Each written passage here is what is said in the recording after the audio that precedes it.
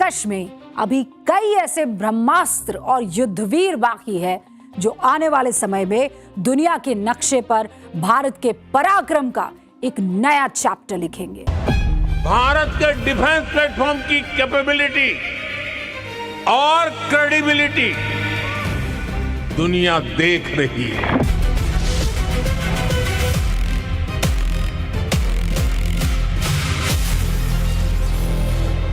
The overall aim will be to win our wars with indigenous solutions.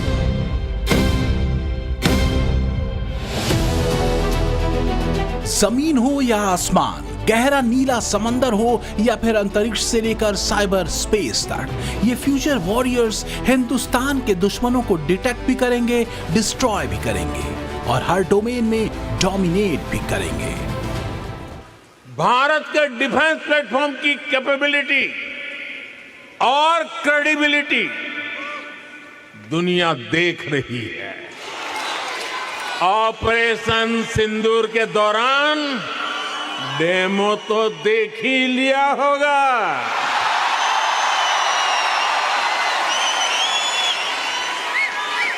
धमाके आतंकियों के अड्डों पर हो रहे थे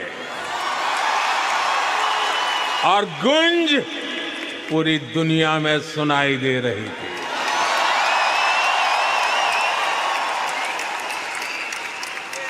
टेरर कैंप पर इस करारे प्रहार से आपको गर्व हुआ कि नहीं हुआ? हुआ कि नहीं हुआ? ऑपरेशन सिंदूर ने दुनिया को पाकिस्तान पर भारत के हथियारों की मार दिखाई और अब सीमा पर सैनिक वही हैं, लेकिन हथियार बदल चुके हैं, रणनीति बदल चुकी है, सोच बदल चुकी है और संदेश बिल्कुल साफ है। अगर भारत पर बुरी नजर उठी तो जवाब जमीन से भी मिलेगा, समंदर से भी, आसमान से भी और वहां से भी जहां दुश्मन सोच भी नहीं सकता। दुनिया बदल रही है, युद्ध बदल रहा है और उसी रफ्तार से बदल रही है भारत की तीनों सेनाएं। यानी भारत की तीनों सेनाएं अब फ्यूचर रेडी हैं। इसी कड़ी का हिंदुस्तान का नया और घातक फ्यूचर वॉरियर है आईएनएस महेंद्र गिरी। एक ऐसा वॉरशिप जिसे समुद्र का अभेद्य किला कहा जाए तो गलत नहीं होगा। साथियों, आईएनएस महेंद्र गिरी में हमारे BrahMos surface to surface missile fit हो सकती हैं, जो दुनिया की सबसे तेज और सबसे घातक क्रूज मिसाइल्स में से एक है और इसमें मल्टी फंक्शन राडार के साथ long range surface to air missiles का कॉम्बिनेशन है, जो आकाश से आने वाले किसी भी खतरे को दूर से ही पहचान कर नष्ट कर सकते हैं। और इसमें इंडिजिनस रॉकेट लॉन्चर है, टारपीडो लॉन्चर्स है, एक integrated anti submarine defence system है, इलेक्ट्रॉनिक वारफेयर सूट है और क्लोज इन वेपन सिस्टम भी है। ये तमाम चीजें आईएनएस महेंद्र गिरी को महेंद्र गिरी पर्वत के समान ही अभेद और मजबूत बनाती है। ये नया भारत है जो अपनी सुरक्षा के लिए दूसरों पर नहीं, अपने दम पर भरोसा करता है और इसी भरोसे का नाम है समंदर में आईएनएस महेंद्र गिरी।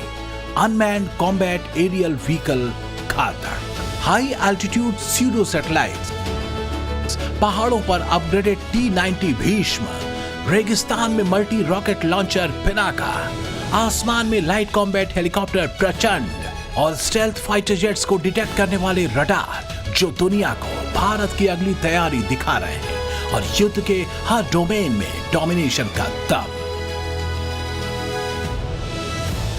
फ्यूचर वॉर प्लान का ये भारतीय ब्लूप्रिंट है जो दुश्मन की हिमाकत पर उसे नेस्तनाबूद करने का मादा रखती है। युद्ध का मैदान अब बदल चुका है तो भारतीय सेना भी फ्यूचर रेडी है। भारतीय सेना, जैसे कि आप सब वाकिफ हैं, एक कॉम्बैट रेडी और बैटल हार्डन्ड फोर्स है और युद्ध क्षेत्र की हर चुनौती का सामना करने के लिए सदैव तैयार और सक्षम है। सेना की कमान संभालते ही आर्मी चीफ जनरल धीरज सेठ ने साफ कर दिया कि अब वेट एंड वॉच का दौर खत्म। उन्होंने सेना को टुगेदर टुवर्ड्स एक्सीलेंस का मंत्र दिया। सैन्य अधिकारियों को पत्र लिखकर ऑपरेशन सिंदूर 2.0 और ऑपरेशन स्नो लेपर्ड 2.0 के लिए तैयार रहने के निर्देश दिए और साफ कहा कि ऑपरेशन सिंदूर 2.0 और ऑपरेशन स्नो लेपर्ड 2.0 जैसी किसी भी संभावित स्थिति के लिए पूरी तरह तैयार रहे। अब युद्ध का तरीका बदल रहा है। आने वाले वक्त में इंसानों के साथ ड्रोन और दूसरे बिना चालक वाले सिस्टम मिलकर लड़ाई लड़ेंगे। आर्टिफिशियल इंटेलिजेंस, मशीन लर्निंग और नई तकनीकें अब युद्ध का सामान्य हिस्सा बन चुकी हैं। इसलिए हर अधिकारी को इस बदलाव का हिस्सा बनना होगा। नई तकनीक अपनाने के बावजूद युद्ध में पहले से सफल साबित हो चुकी रणनीतियों और तरीकों को नहीं छोड़ना चाहिए।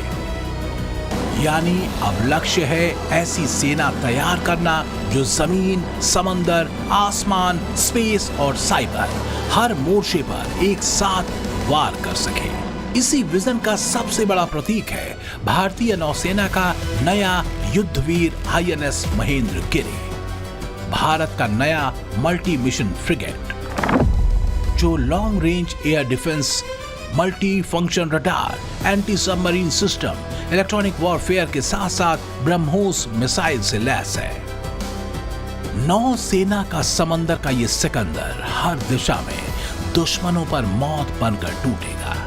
दुश्मन हवा से आए, समंदर में आमने सामने आए या फिर पानी के नीचे से, एक साथ हर खतरे को पलक झपकते नेस्तनाबूद कर देगा। और यह मल्टी मिशन फ्रिगेट है, यानी यह एक ही समय में हवा में आने वाले खतरे, सतह पर मौजूद शत्रु और पानी के नीचे छिपे हुए सबमरीन्स तीनों के विरुद्ध यह इफेक्टिव साबित होगा। ब्लू वाटर नेवी की यह कहानी सिर्फ INS महेंद्रगिरी के शौर्य तक ही नहीं है। भारतीय नौसेना के तरकश में और भी ब्रह्मास्त्र तैयार हो रहे हैं जो रणभूमि में अपने पराक्रम से दुश्मनों को परास्त करेंगे। इन युद्धवीरों के बारे में भी आपको बताएंगे, लेकिन उससे पहले आपको हिंदुस्तान के उस स्टील्थ कॉम्बैट ड्रोन के बारे में बता दें जो फ्यूचर वॉर के लिए गेम चेंजर साबित होगा। ऑटोनोमस वॉरफेयर को ध्यान में रखते हुए DRDO ultra modern drone system घातक डेवलप कर रहा है। घातक स्टील्थ ड्रोन प्रोजेक्ट पर सरकार 39,000 करोड़ रुपए खर्च कर रही है।